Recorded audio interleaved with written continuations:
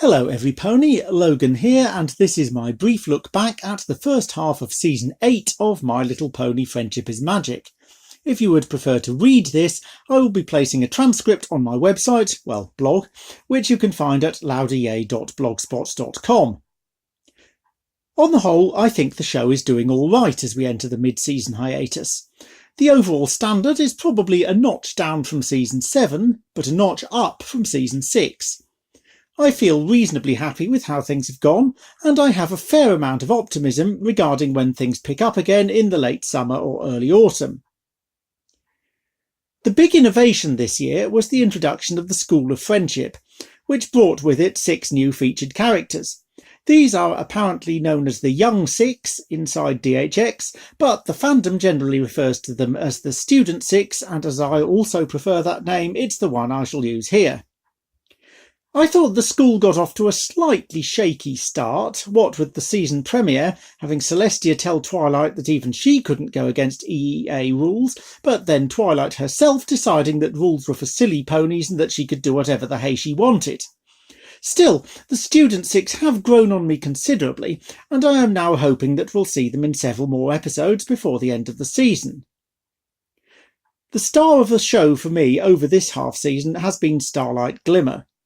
Despite largely being confined to smallish supporting roles, almost everything she's said or done has been hugely watchable.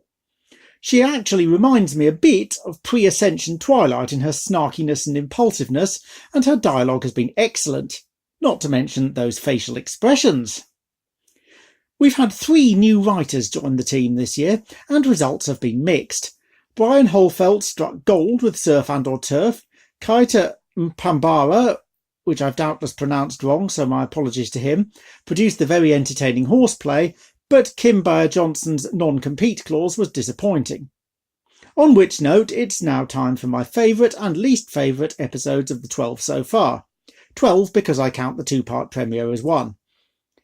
I'll start off with my least favourite ep so that we can do the most fun bit last. My third least favourite episode is The Maud Couple. I found Mudbriar more irritating than amusing, Maud herself was less fun than sometimes, and the episode wasn't helped by there being a much better romance-themed episode in The Breakup Breakdown later in the season. Also, while it was nice to see Marble Pie again, some actual spoken dialogue, rather than just mm-hms, would have been appreciated. Second last, I'm sorry to say, is Fake It Till You Make It. Fluttershy is my favourite pony, and I'd wanted more Fluttershy Rarity friendshipping for ages, but I was disappointed with this one.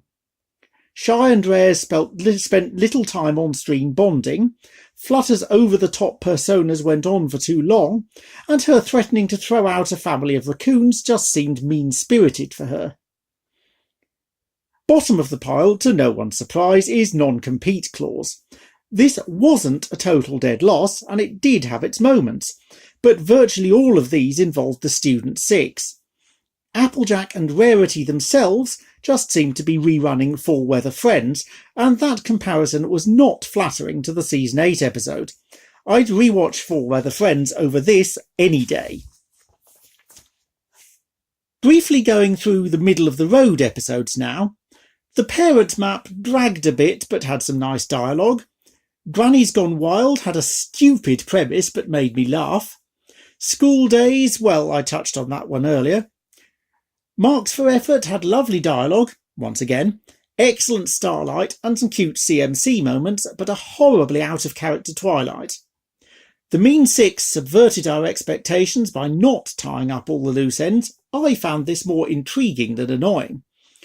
And the Breakup Breakdown, which only just missed out on the top 3, demonstrated that romance can work in this show. I still want it kept away from the main 6, though. So, on to the medalists. Meltdown takes the bronze with one of the best Spike episodes, perhaps rivalled only by Gauntlet of Fire from Season 6. In Meltdown, we saw our favourite little dragon growing up, and except for an overused running gag about his voice, it was done well. The Rock made Everfree seem dangerous, sometimes something I always appreciate, and Zecora finally got a meaty role again. One small complaint: Twilight is the only other character to have sprouted wings in canon. No, Princess Big Mac doesn't count. And so I'd have expected at least a tiny bit of shared experience bonding, but we didn't get it. Second spot goes to Horseplay. Not everyone enjoyed this, partly because of the cringe comedy aspects of Celestia's performance, but I appreciated it enormously. For a start, it was a true Celestia episode, not the Tia and Luna double act of last season's A Royal Problem.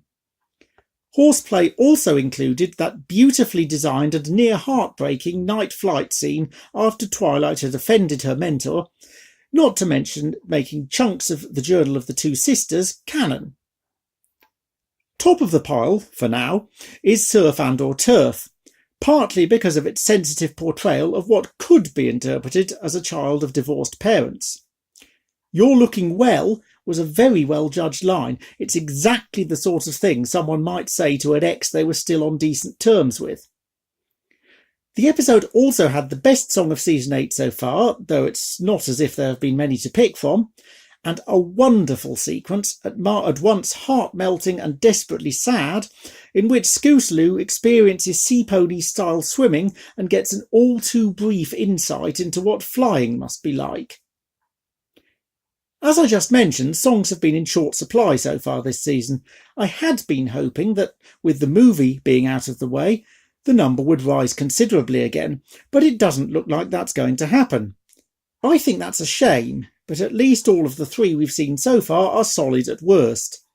William Anderson's scores have again been very satisfying too.